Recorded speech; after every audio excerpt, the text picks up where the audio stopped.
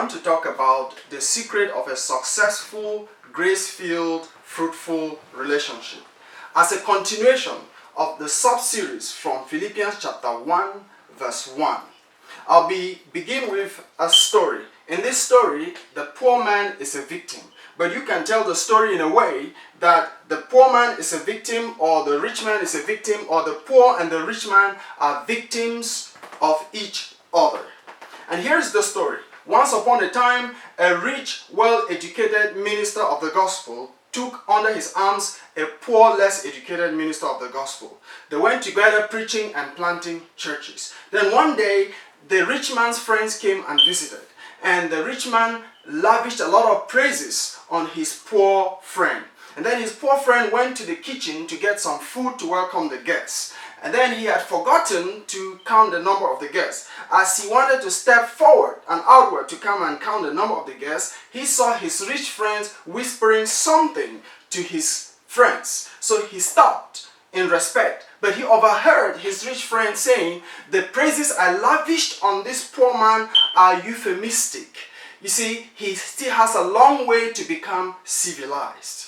That was the beginning of the first problem. The second problem, the rich man came to him when he had some financial problems and scolded him that he had these financial problems because he had not learned the way of the civilized. Then the third problem. In the third problem that they had together, the rich man sent him to go and minister to some churches they had planted. And he went and ministered. He had the instruction to go and implement certain rules there. When he had implemented the rules and came back, he asked the rich man, "Can you help me to know how to get those rules from the scripture so that next time when I am presenting these rules to the churches, I am not doing it as though it is you and I on organization, but as though the word of God is giving these rules?" The rich man told him, "To be honest with you, we have two set of rules in our organization. One for the uncivilized and one for the civilized who have read the Bible cover to cover. And these rules I gave you are the rules for your people until they have become civilized." Then came number 4 problem. In their lives as friends, they had been discussing about the need and importance of true doctrine in the church. Then one day, his friend calls him, the rich friend calls the poor friend and tells the poor friend, "Hey, you know what? I had wanted to send you to go to one of those faraway churches we planted and encourage the Christians there. But I thought it would be a waste of organizational money if we could have somebody right there in that city and town to minister, then that would be better." So he told him, "But do you remember the guy who had been a member of our team, but he dropped away and started following phony doctrines?" His poor friend said, "Yes, I remember." He said, "I thought of him because he is in that community. So I thought I would instead call him up to go and minister the gospel to the people in that community." You know, he said, it is about love, it's about encouragement. I'll give him a little token and he might come back to join us. So this relationship continued this way. And like ice from a freezer, ice removed from a freezer, the relationship continued to melt and to dwindle. This illustration certainly has limitations. But I want to ask you a question. Do you know why it is said the church is several miles wide but just a few inches deep? It is not because of lack of theological education. It is not because of lack of theological institutions. It is not because of lack of manpower like missionaries, pastors, teachers, and Christians that go out and evangelize. It is not because of lack of strong, sound doctrine or the means to spread sound doctrine everywhere. It is the lack of 3 important things according to my perspective. Number 1, it is the acute lack of the attitude of a slave-like relationship with one another. Number 2, it is the hostility of the church towards those who have a slave-like attitude towards impartial love to one another. Number 3, it is the grave misunderstanding of the efficacy and the power of grace to bring out from a sinner's life, first and foremost, the character of love. I want us to have a walk with Apostle Paul to the church in Philippi and see how Apostle Paul models to the church in Philippi how to live successfully, gracefully, and fruitfully in a relationship with one another as a slave of Jesus Christ. Philippians chapter 1 verse 1. It says, "Paul and Timothy, slaves of Christ Jesus, to all the saints in Christ Jesus who are at Philippi, with the overseers and the deacons. So, in order to have a successful, fruitful, grace-filled relationship as a slave of Jesus Christ, number one, you become slaves of Jesus Christ to one another. Slaves of Jesus Christ in your relationship, in your teamwork, in your partnership. First, about the background of the church in Philippi. The church in Philippi was made up of big slaveholders and their slaves, with people in all the social strata of life in that church. So it sounded ridiculous, it sounded impractical for Apostle Paul to be expecting that a church like this, you'll have a slave master and his slave reunite and live in such love. No, it sounded like that. But Apostle Paul comes to them with an example that this is possible. And it is him and Timothy. Apostle Paul begins by letting them know, Timothy and I, we are slaves of Jesus Christ. And what this means is, Apostle Paul is saying, I, Apostle Paul, am a slave to Timothy in Christ Jesus. Timothy is a slave of Christ Jesus to me. And both of us, we are slaves of Christ to you, a church. And so he's modeling to the church how one another should relate. They should relate as slaves towards each other. They should relate together as slaves in mission for Jesus Christ in this world. And so Apostle Paul sets that there for them as an example. And what does that bring to mind? It brings to mind the many sayings of Jesus Christ about, if you want to be the first, you should be the last. If you want to be the greatest, you should serve as the least. And Apostle Matthew emphasizes this in his book of Matthew a lot. It's found in Matthew chapter 18. It's found in Matthew chapter 23. It's found in Matthew chapter 20. And I am going to focus on Matthew chapter 18. Why am I focusing on Matthew chapter 18? I focus on Matthew chapter 18 in this case because the whole chapter of Matthew chapter 18 is dedicated as a severe warning against believers who despise other believers and despise other people. It is so serious that the teaching on church discipline is brought in there to show that the first priority of church discipline in the church is to check those believers that are despising other believers and protect the relationship of believers in the church. So Matthew chapter 18, 1-4, where it is introduced, the disciples come to Jesus and ask Jesus, who is the greatest in the kingdom of God? And Jesus answers by taking a child and presenting to them and say, unless you become like this child, you will not enter the kingdom of God. I want you to see the play of word. Who is the greatest? Who is the greatest? And Jesus is talking about how to enter the kingdom of God. Jesus now answers their question in verse 4. And in verse 4, Jesus says, whoever humbles himself like this little child will be the greatest in the kingdom of God. Meanwhile, he has said you cannot even enter unless you are like this child. He says to be the greatest, you have to be like this little child. And what is he saying? Jesus does not want anybody in heaven who is greater or great. He wants the greatest in the kingdom of heaven. And the greatest are those who humble themselves like this little child. And what is humility in that context? Humility in that context is defined in relationship with one another, without partiality, without segregation, without prejudice. It's a relationship that is proactive towards one another. That is how it is defined. Just want you to imagine little children. Little children who have not been taught by their parents, hey, don't relate with those people because they are poor. Don't relate with those people because they are rich. Don't relate with those people because they are this. Little children who know nothing at all have a childlike attitude towards every other child they meet. They relate freely and play free. And Jesus is saying, unless you are humble like that, you will not enter into the kingdom of heaven. And so we see the saints. Paul, from the very beginning of his gospel ministry, planting the churches, growing the churches, made it an important emphasis to always put love first. It was not his doing. It's because love first is the primary work of the Holy Spirit in a life of a new convert. And it is the most important. This is what Apostle Paul says. In Galatians chapter 5 verse 6, he says, faith. The faith we have works through love. He does not say it works through prayer, through Bible study. He says it works through love. In Galatians chapter 5 verse 14, he says the whole commandment is summarized in this: love your neighbor. And that is in accordance with what Jesus said. We see that there. In Galatians chapter 5 verse 22, Apostle Paul is talking about the fruit of the Spirit. Where does he begin? Apostle Paul begins with love. Read all the letters of Apostle Paul. When he's talking about the first fruit of faith in Christ, he always begins with love, which is an impartial love towards everybody. It's not just Apostle Paul. We see Apostle John in the book of Revelation chapter 2 verse 4. He calls on the believers, return to your first love. He says you have forsaken your first love. That is a verse that has been greatly misinterpreted. But the first love there is a reference to the first fruit of the Holy Spirit that the Holy Spirit brought out of the life of believers the very first time they repented and believed in Jesus, which over time they threw that love behind, they put other things in front. And that is the characteristic of many Christians and many churches. They put other virtues ahead. Sexual purity, how you are being hardworking, how you are reading your Bible, how you are conducting this and living your life like this. And love is lagging behind like an orphan. And when you talk about it, it's like, oh, we are saved by grace, we are not saved by works. Oh, we are still a work in progress. And you ask the question, if you are still a work in progress, why should other virtues be leading love instead of love leading other virtues?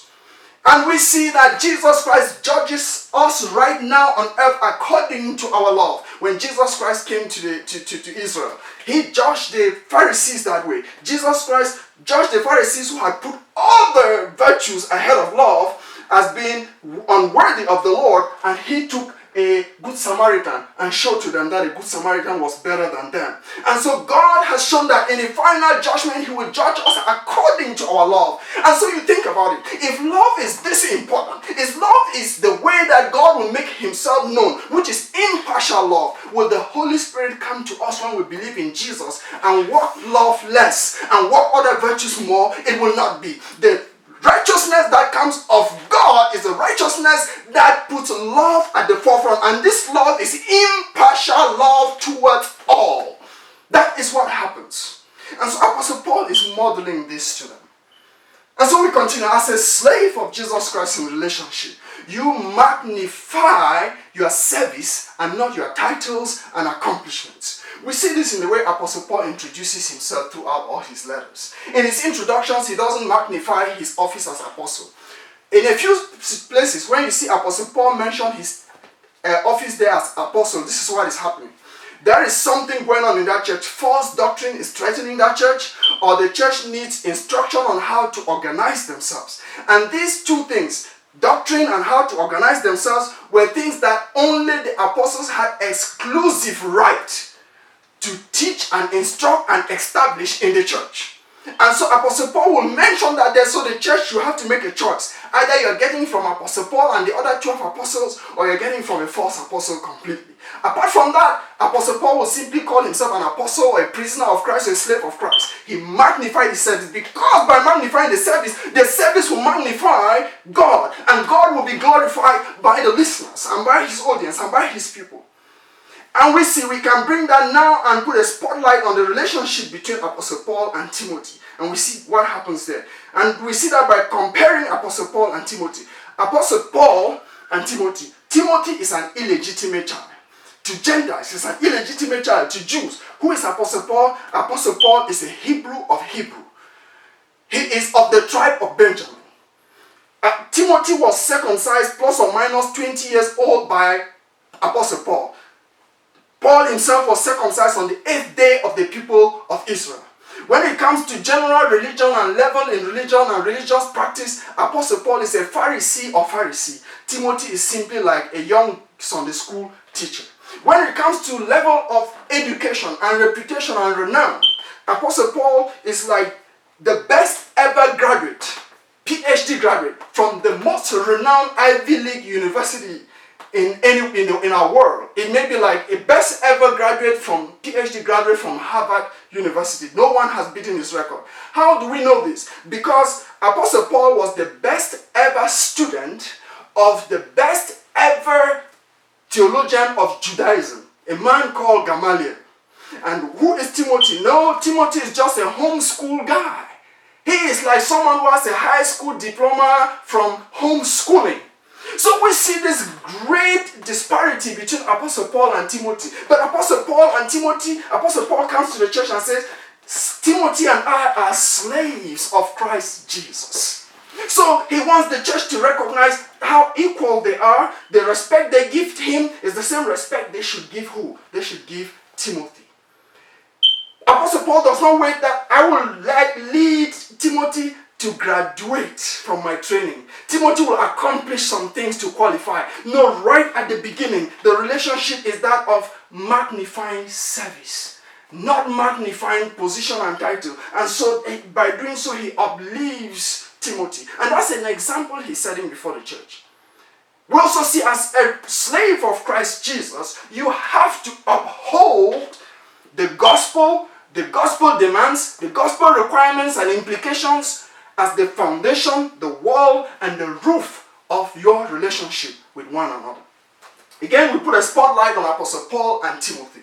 Apostle Paul and Timothy, he calls Timothy my true child in the faith. We find this in 1 Timothy chapter 1 verse 2. Now, he said, so he presents himself as a father to Timothy. But what governs the relationship is the qualification he uses in the faith. When you see the definite article they and the noun faith put together, it's a reference to a body of doctrine, a common body of doctrine that the apostles had put together and handed it down to the churches that they planted to govern and guide everything they did, so that it revolved around the gospel. And so Apostle Paul is saying, that is what has brought me to be a mentor to your life, a teacher to your life, a father to your life, and that's what has brought you and me together to work together to promote the gospel. It is not culture and society and tradition that is the basis of their relationship. And we see that very clearly. In the body of teaching, in the teachings of the gospel, the pattern is be a slave to one another. And being a slave to one another means you put all your interests away, second, and put the interests of the other person first and primary.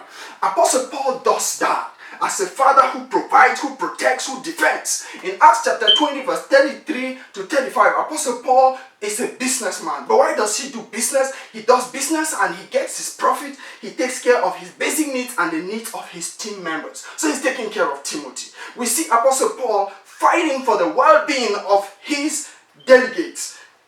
In Romans, in 1 Corinthians chapter 9, in Galatians chapter 6 verse 4, we find that in 1 Timothy chapter 5, he's insisting on the local churches to take proper physical care of the people he has worked with and put there in those churches. And he is denying himself the privilege and the opportunity to receive those blessings. But that is the contrary thing we have seen in the history of the church till today, in massive organizations as well as in local churches. We have ministers who exploit their Christians. We have ministers who exploit the churches under them to feed them.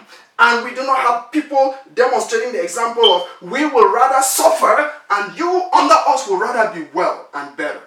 But we see that as Apostle Paul picking that example from the gospel and showing to Timothy. And we see Timothy giving back the same reflection to Apostle Paul. Apostle Paul talks about Timothy in Philippians chapter 2, 19 to 21. And he says he has no one else like Timothy who has a genuine interest for the church, unlike others who have concern about their selfish interests. And he says the church is aware of Timothy's character, how he has demonstrated that he, in the relationship with him, he has served Paul in the gospel like a son.